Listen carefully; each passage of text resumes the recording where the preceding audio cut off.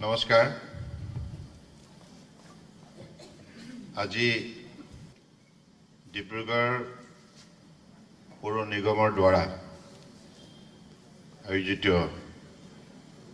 এই নাগৰিক সভাত অংশগ্ৰহণ কৰা পৰম শ্ৰদ্ধাৰ ডিব্ৰুগড় নাগৰিকসকল আৰু মঞ্চত উপস্থিত থকা পৌৰ নিগমৰ মেয়ৰ ডেপুটি মেয়ৰ আৰু স্থানীয় বিধায়ক অসম চৰকাৰৰ মন্ত্ৰী ফুকন ডাঙৰীয়াৰ লগতে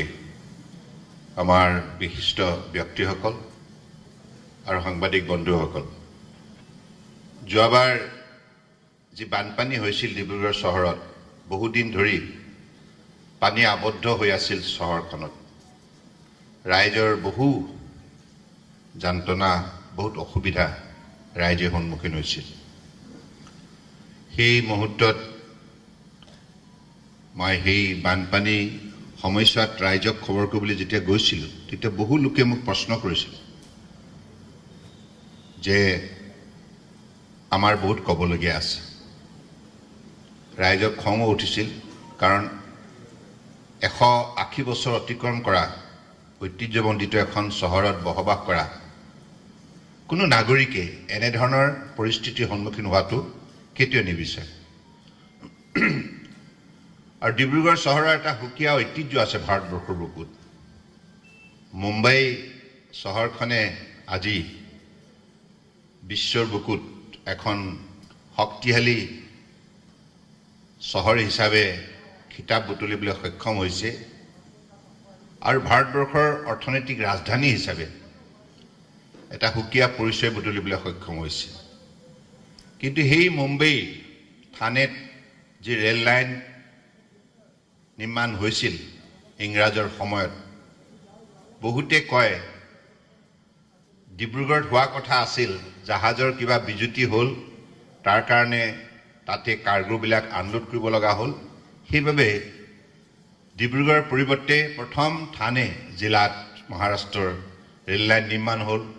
আৰু দ্বিতীয়তে ডিব্ৰু-চৈখোৱা ৰেল লাইনটো নিৰ্মাণ হ'ল গতিকে ডিব্ৰুগড় চহৰৰ সেই শক্তিশালী ঐতিহ্য ইতিহাস কোনোৱে মুচি পেলাব নোৱাৰে গতিকে এনে ধৰণৰ স্বাভিমানে সম্পূৰ্ণৰূপে পৰিপুষ্ট এখন চহৰত বসবাস কৰা নাগৰিকে একবিংশ শতিকাত যেতিয়া বহুদিন ধৰি গেলা পচা পানীৰ মাজত থাকিব লগা হয় স্বাভাৱিকতে খং উঠিব মই ৰাইজৰ সেই উষ্মা প্ৰকাশ কৰোঁতে ৰাইজৰ চেহেৰাবিলাক চাইছিলোঁ সঁচাই যুক্তিসংগতভাৱে কথাবিলাক তেখেতসকলে সেই সময়ত প্ৰকাশ কৰিছিল আৰু তেতিয়া মই মোৰ লগত সেই ভ্ৰমণ কালত পৌৰ নিগমৰ আমাৰ মেয়ৰ ডক্টৰ সৈকত পাত্ৰ ডাঙৰীয়া আৰু ডেপুটি মেয়ৰ উজ্জ্বল ফুকন ডাঙৰীয়াৰ লগতে আমাৰ স্থানীয় বিধায়ক মন্ত্ৰী প্ৰশান্ত ফুকন ডাঙৰীয়া আছিল আৰু তেতিয়া মই ৰাইজক কথা দিছিলোঁ যে আপোনালোকৰ কথাবিলাক শৃংখলাবদ্ধভাৱে আপোনালোকে ক'ব আপোনালোকৰ দিহা পৰামৰ্শ আছে আৰু আপোনালোকৰ গঠনমূলকভাৱে সমালোচনাৰ কিছুমান বক্তব্য আছে সেই সকলোবিলাক আপোনালোকে অৰ্পণ কৰিব নাগৰিক সভাৰ যোগেদি গতিকে সেই নাগৰিক সভা পতাৰ যিটো পৰিকল্পনা সেই সময়তে সিদ্ধান্ত লোৱা হৈছিল আৰু আজি ইয়াক কাৰ্যকৰী কৰাৰ বাবে মই পৌৰ নিগমৰ মেয়ৰ আৰু ডেপুটি মেয়ৰৰ লগতে স্থানীয় বিধায়ক মন্ত্ৰী ফুকন ডাঙৰীয়াক বিশেষভাৱে ধন্যবাদ জনাইছোঁ আৰু আজি বিশেষকৈ দুটা বিষয়বস্তুৰ ওপৰত নাগৰিকৰ মতামত বিচৰা হৈছিল আৰু বিষয়বস্তুৰ ক্ষেত্ৰত আপোনালোকেও খুব স্পষ্টভাৱে আপোনালোকৰ বক্তব্য ৰাখিছে যদিও বা সময় কম ৰাইজৰ বহুত ক'বলগীয়া আছিল মই উপলব্ধি কৰিছোঁ কিন্তু সময় তাকৰ এইবাবে বহু আজি ভাল কথা যে নাগৰিক সভাখন ভবাতকৈ বেছি সংখ্যক নাগৰিকৰ উপস্থিতিয়ে এই কথাটো প্ৰমাণ কৰিছে যে ডিব্ৰুগড় চহৰৰ ৰাইজ চহৰখনৰ ভৱিষ্যতক লৈ চিন্তিত আৰু চহৰখন সুন্দৰভাৱে সজাই তোলাৰ ক্ষেত্ৰত দায়বদ্ধ প্ৰতিজ্ঞাবদ্ধ এই যিটো কমিটমেণ্টৰ ৰিফ্লেকশ্যনটো আপোনালোকৰ আজি বক্তব্যৰ যোগেদি প্ৰকাশ পাইছে ইতিমধ্যে মই অসম চৰকাৰৰ মাননীয় মন্ত্ৰী যি বৰ্তমান নগৰ পৰিচালনা দায়িত্বত আছে জয়ন্ত মল্ল বৰুৱা ডাঙৰীয়া তেখেতৰ লগতো কথা পাতিছোঁ তেখেতক মই ক'লোঁ যে যদি আপুনি আহিব নোৱাৰে তেতিয়াহ'লে মন্ত্ৰালয়ৰ তৰফৰ পৰা কোনোবা এগৰাকী জ্যেষ্ঠ বিষয়া যোগেদি ডিব্ৰুগড় মাননীয় নাগৰিকসকলক অসম চৰকাৰৰ তৰফৰ পৰা লোৱা পদক্ষেপৰ সন্দৰ্ভত অৱগত কৰিব লাগে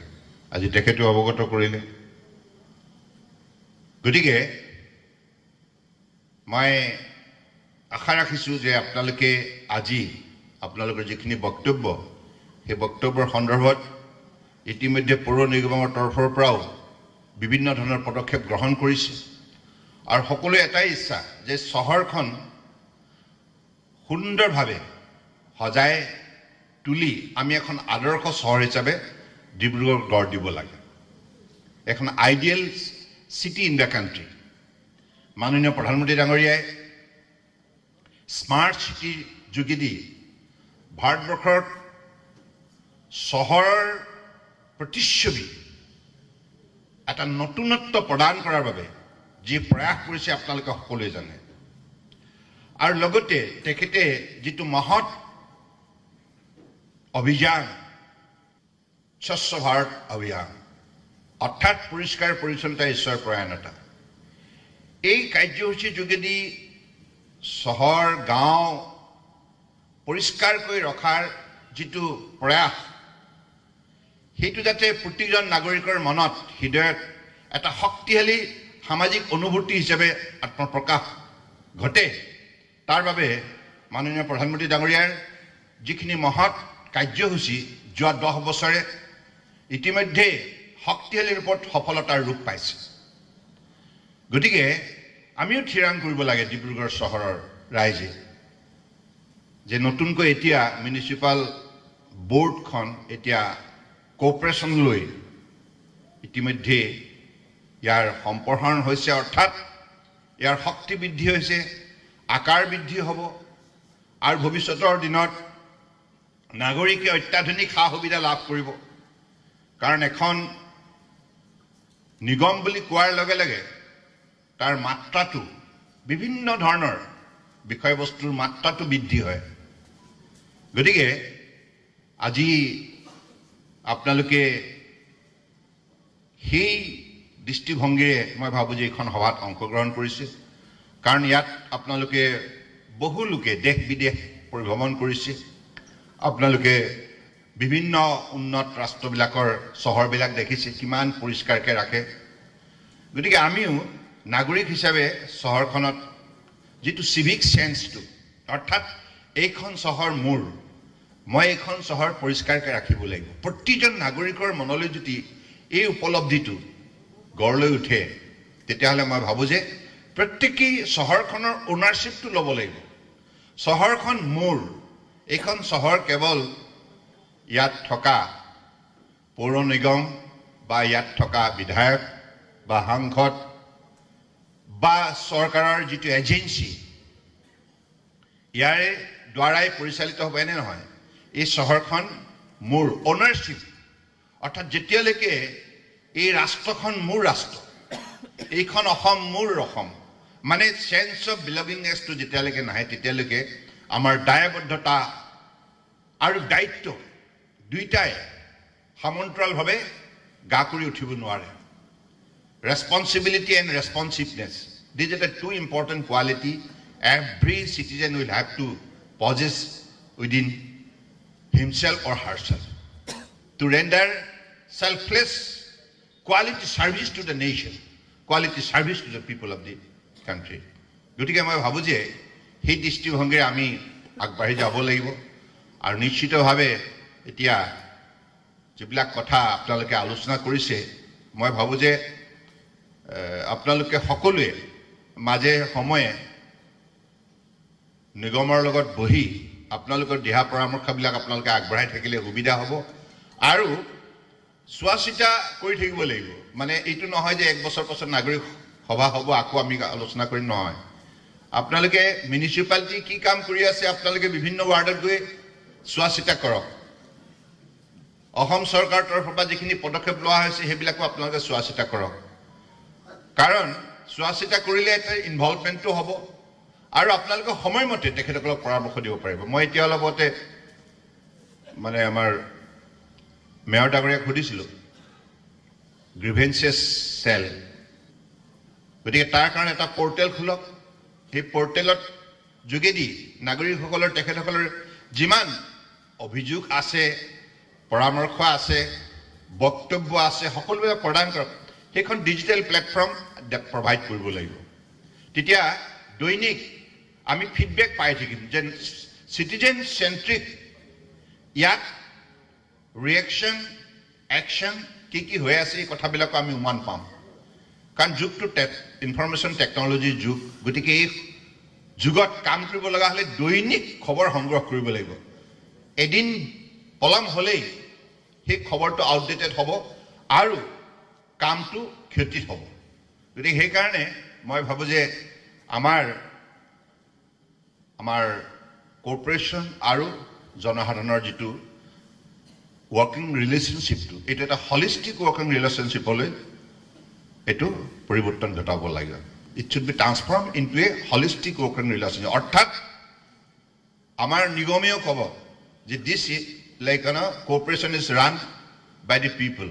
for the people of the people that participating democracy should be strengthened এই কথাটো মই ভাবোঁ যে আপোনালোকে আগন্তুক দিনত সহায় কৰিব লাগিব আজি মই বিশেষভাৱে আপোনালোকক ধন্যবাদ জনাইছোঁ আপোনালোকে খুব আন্তৰিকতাৰে অংশগ্ৰহণ কৰিছে আৰু ইমান সংখ্যকে অংশগ্ৰহণ কৰিলে তো এই কথাটোৱে প্ৰমাণ কৰিছে যে ডিব্ৰুগড় চহৰৰ নাগৰিক সজাগ আৰু সচেতন হাত তেলে এটা নহয় নেকি সেইটো মই নাগৰিকসকলক গুণানুকীৰ্তন কৰিছোঁ ইয়াত বহি থকা সকলক গুণানুকীৰ্তন কৰা নাই কাৰণ যিখন দেশৰ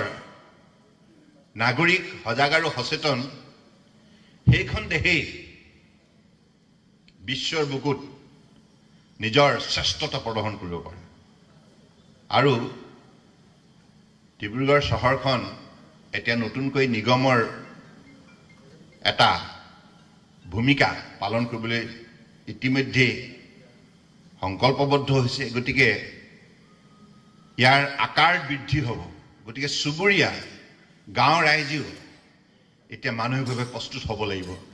চহৰৰ বাসিন্দা হ'বৰ বাবে নিগমৰ বাসিন্দা এখন সাধাৰণ মিউনিচিপাল কমিটি নহয় মিউনিচিপাল বোৰ্ড নহয় এতিয়া কৰ্পৰেশ্যন হ'ল ইয়াৰ মাত্ৰা বাঢ়িল গতিকে আজি ভাৰতবৰ্ষৰ বুকুত ডিব্ৰুগড়ৰ পৰিচয়টো এতিয়া সুকীয়াকৈ আজি গঢ় লৈ উঠিব আৰু আমাৰ যিখিনি টেকনিকেল ডিফিকাল্টি আছে বিশেষকৈ ৰেইন ৱাটাৰ হাৰ্ভেষ্টিঙৰ ক্ষেত্ৰত মই ভাবোঁ যে এটা চিন্তা কৰিব লাগে মাননীয় প্ৰধানমন্ত্ৰী ডাঙৰীয়াই ভাৰতবৰ্ষৰ জনগণক কৈ আহিছে আজি আমাৰ যিটো সৰোবৰৰ যিটো কনচেপ্ট আমি আগতে সৰোবৰ মানে হ্ৰদবিলাকক কওঁ গতিকে ঠিক তেনেধৰণে ৰেইন ৱাটাৰ হাৰ্ভেষ্টিং অৰ্থাৎ বৰষুণত আমি যিখিনি পানী পাওঁ এই পানীখিনি সংৰক্ষণ কৰাৰ কি উপায় আছে এই কথাটো ইতিমধ্যে নেশ্যনেল পলিচি হিচাপে এইটো এনাউন্স হোৱাৰ পাছত বিভিন্ন ৰাজ্যসমূহে ইয়াক খুব সুন্দৰভাৱে ৰূপায়ণ কৰিছে আৰু ৰেইন ৱাটাৰ হাৰ্ভেষ্ট কৰি পেলাই সেই পানীখিনি মাল্টিপাৰ্পজ এছপেক্টত তাক সঠিকভাৱে ব্যৱহাৰ কৰিছে আৰু অসমতো এতিয়া তেনেধৰণে বিভিন্ন ধৰণৰ আমাৰ প্ৰধানমন্ত্ৰী ডাঙৰীয়াৰ নিৰ্দেশতে অসমতো এই প্ৰকল্পটো সফল কৰি তোলা হৈছে গতিকে আমাৰ অসমত প্ৰতি বাৰিষাতেই আমি যিমান ডিগ্ৰী চেণ্টিগ্ৰেডৰ আমি ৰেইনফল ৰিচিভ কৰিব লাগে সেইখিনি হ'বই এই পৰিস্থিতিত আমি পানীটো কেনেধৰণে সদব্যৱহাৰ কৰিব পাৰি পানী ইউটিলাইজেশ্যন লিগেচিটো ডেভেলপ কৰিব লাগিব সেই ক্ষেত্ৰত আমি কেৱল পানী বুলি ক'লে আমি কেইটামান এলেকাৰ মাজত সীমাবদ্ধ হৈ থাকোঁ নাদৰ পানী টিউবৱেলৰ পানী বা পাইপৰ পানী কিন্তু পানী বাৰিষাৰ পানী বৰষুণৰ পানী নদীৰ পানী বিভিন্ন দিশৰ পৰা সেই প্ৰত্যাহ্বানটো বাৰিষাত আহিবই অসমৰ জনসাধাৰণৰ জীৱনলৈ সেই প্ৰত্যাহ্বানৰ প্ৰত্যুত্তৰ দিবৰ বাবেও প্ৰযুক্তিৰ এতিয়া বিভিন্ন ধৰণে ইয়াৰ সমাধানৰ উপায় উদ্ভাৱন কৰিছে প্ৰযুক্তিৰ যোগেদি গতিকে এই কথাখিনিও আমি আগন্তুক দিনত ইতিমধ্যে IIT গুৱাহাটীও মাননীয় মুখ্যমন্ত্ৰী ডক্টৰ হিমন্ত বিশ্ব শৰ্মা ডাঙৰীয়াৰ লগত মোৰ কেইবাবাৰো আলোচনা হৈছে আৰু তেখেতে কৈছে তেখেতে ইতিমধ্যে IIT গুৱাহাটীক এংগেজ কৰিছে IIT গুৱাহাটীয়ে ডিব্ৰুগড় চহৰখন অধ্যয়ন কৰিছে তেখেতসকলৰ ডমেইন এক্সপাৰ্ট যিসকল বিশেষজ্ঞ এই সন্দৰ্ভত অধ্যয়ন কৰি ভৱিষ্যতৰ দিনত এইখন চহৰৰ বাৰিষাত আমি যি উপৰঞ্চি পানী পাম সেই পানীখিনি সময়মতে আমি ব্ৰহ্মপুত্ৰৰ বুকুলৈ কেনেধৰণে বা ইয়াৰ উপনদী চেঁচা হওক বা দিহিং হওক এইকেইখন নদীলৈ কেনেধৰণে হস্তান্তৰ কৰিব পাৰোঁ ইয়াৰ ব্যৱস্থাটো কৰিবই লাগিব গতিকে সেইকাৰণে মই ভাবোঁ যে আপোনালোকে এই কথাবিলাক জানে মই জনাৰ পাছতো তথাপিও মই আওৰাইছোঁ এবাৰ যাতে মানুহৰ মনলৈ এই বস্তুটো থাকিব লাগিব আৰু ডিব্ৰুগড়ত এতিয়া পপুলেশ্যনো বৃদ্ধি হৈছে আৰু ঘৰবিলাকো অপৰিকল্পিতভাৱে ইয়াত গঢ় লৈ উঠিছে অকল ডিব্ৰুগড়ে নহয় ভাৰতবৰ্ষৰ বহু এতিয়া বম্বে চহৰখনো দাবী কৰিব নোৱাৰে যে তাত পৰিকল্পিতভাৱে ঘৰবিলাক ডেভেলপ হৈছে তাতো আনপ্লেন বহুত এলেকা আছে ধাৰাবী তাত 10 লক্ষ লোকে বসবাস কৰে গোটেই এলেকাটোৱে আনপ্লেন গতিকে তেনেধৰণে বহু এলেকা আছে স্লাম বুলি কয় যাক এতিয়া ডিব্ৰুগড়টো আপোনালোকে যদি সাৰ্ভে কৰে যোৱা 20 বছৰত কিমান আনপ্লেনভাৱে ষ্ট্ৰাকচাৰ ডেভেলপ হ'ল যিবিলাক ষ্ট্ৰাকচাৰে পানীৰ যিটো নেচাৰেল ৱাটাৰ ফ্ল'টো কেনেধৰণে প্ৰতিবন্ধক হিচাপে বাধা দিছে এই কথাবিলাকো ইতিমধ্যে অধ্যয়নত সকলোবিলাক স্পষ্টভাৱে পৰিষ্কাৰ হ'ব গতিকে মই ভাবোঁ যে আমি নিশ্চিতভাৱে সকলোৱে এটা স্থায়ী সমাধানৰ বাবে যাব লাগিব মই আকৌ কওঁ ৰেইন ৱাটাৰ হাৰ্ভেষ্টিঙৰ সন্দৰ্ভত ৰাইজেও ব্যক্তিগতভাৱে কেনেধৰণে পদক্ষেপ ল'ব পাৰে এই কথাখিনি আপোনালোকে পৰ্যালোচনা কৰিব আৰু যি সদৌ শেষত আজি সভাত আপোনালোকে আহি অংশগ্ৰহণ কৰিলে সভাখন সফল কৰি তুলিলে তাৰ বাবে মই ডিব্ৰুগড় প্ৰতিগৰাকী নাগৰিকক আন্তৰিকতাৰে শ্ৰদ্ধা সহকাৰে কৃতজ্ঞতা জ্ঞাপন কৰিছোঁ আৰু এনেধৰণে আপোনালোকে সদায় পৌৰ নিগমৰ পৰামৰ্শদাতা হিচাপে থাকিব আপোনালোকে পৌৰ নিগমৰ এম্বেচেডৰ হিচাপে থাকিব আৰু পৌৰ নিগমৰ আপোনালোকে পলিচি মেকাৰ হিচাপে থাকিব because you have got all